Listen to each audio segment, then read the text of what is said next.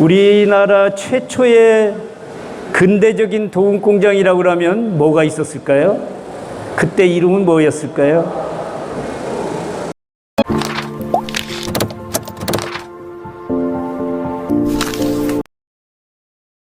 여러분들한테 한번 이제 우리가 이제 도금이나 표면 처리나 이런 단어의 역사적인 사항을 들어가기 위해서는 단어에 대한 이제 그것도 이제 찾아봐야 하는데, 우리나라 최초의 근대적인 도금 공장이라고 하면 뭐가 있었을까요? 그때 이름은 뭐였을까요? 내가 맞추면 제가 뭐 선물을 드리려고 하고 있습니다. 여기 다 나와 있죠, 현재는.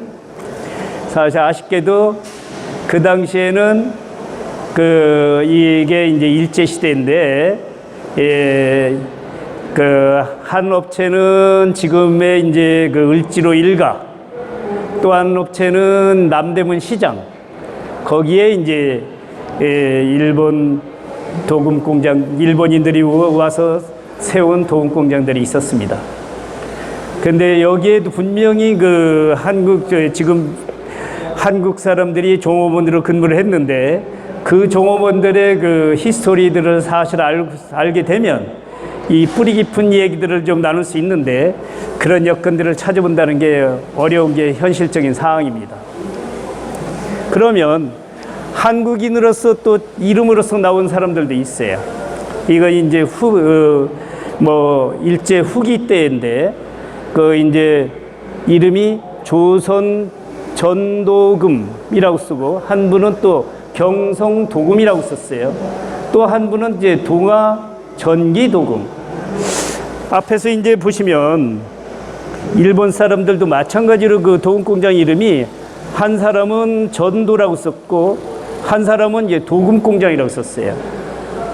그만큼 그 당시에 이제 도금과 관련된 단어 쓰는 것도 간판에 어떤 걸 써야 하는지 사실은 좀 헷갈리게 된 상황으로 이제 판단할 수가 있습니다.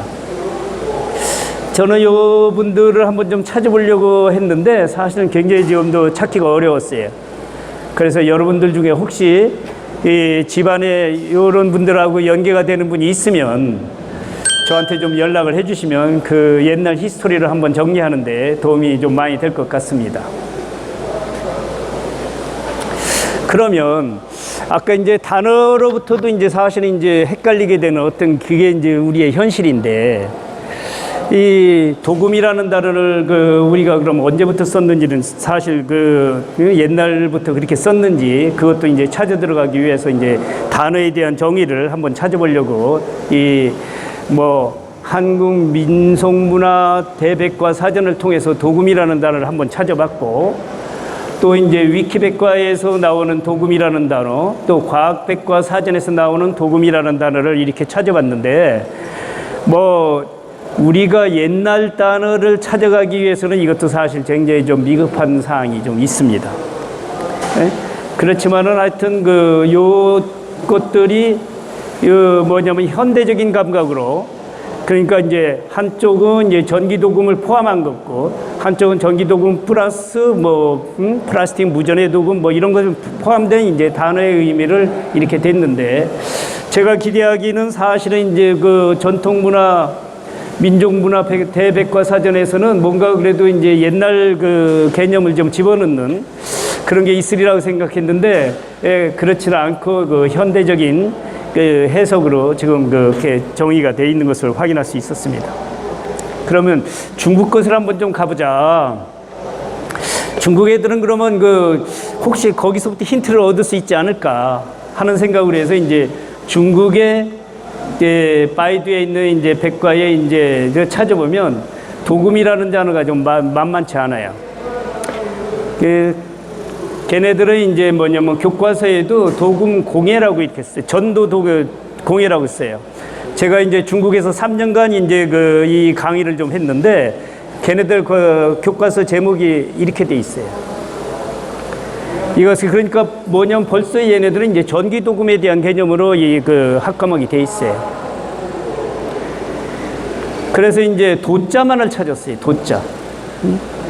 예, 도점 하나 찾았는 때는 여기도 이제 전기도금 플러스 화학도금 이런 것이 이제 포함된 겁니다. 이제 도금이라는 그러면 베이두의 이제 한어로 된 이제 도금이라는 개념은 뭐냐? 예? 우리하고 개념이 다릅니다. 예?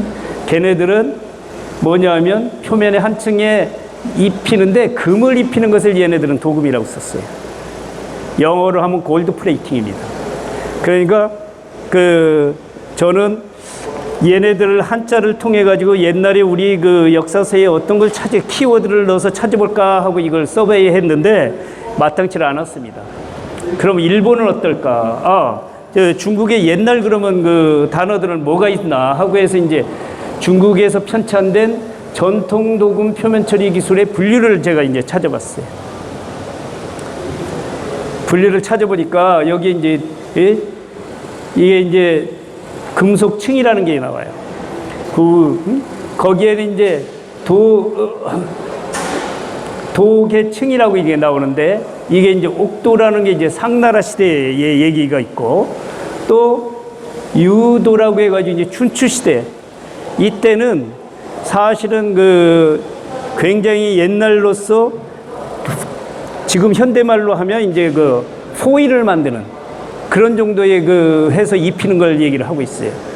그리고 옥도라는 것은 그래서 은을 포일로 만들어서 입힌다고 생각하시면 됩니다. 그래서 그 당시에 이런 중국에서도 사실은 우리가 생각했던 어떤 키워드를 찾기가 좀 굉장히 어렵다 하는 것을 제가 확인을 했고, 우리가 도금 기술이 사실은 전파되어 온 것은 그 옛날 아말감법 이후에는 현대적인 전기도금 기술과 관련돼 가지고는 사실은 일본의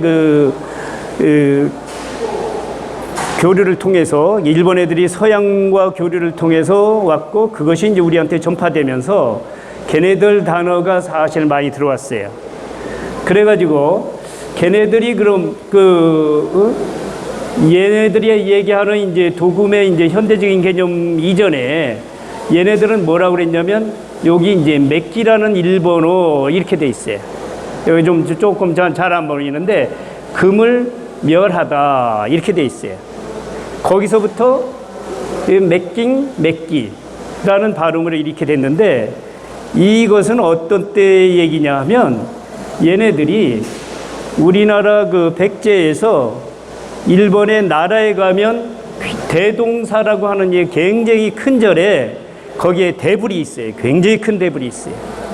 거기에 금을 입히는 일을 우리 백제의 기술자가 가서 전해줬어요.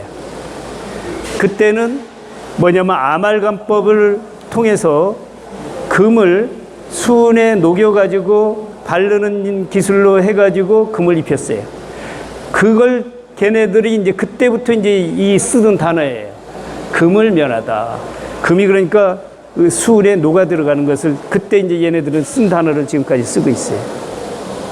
그래서 여기 이제 현대적인 이제 해설로 이제 맥기라는 것도 그렇게 해석을 포함한 내용으로 돼 있지만 현대적인 감각으로 해서 아까 우리나 중국에서와 같이 맥기라는 단어를 이렇게 썼지만 용어의 해설로는 금속이나 비금속 제품의 표면에 금속을 얇게 입히는 기술이라고 현대적인 정의를 그렇게 했습니다. 맥기라는 정의를 걔네들은 그렇게 하고 있어요.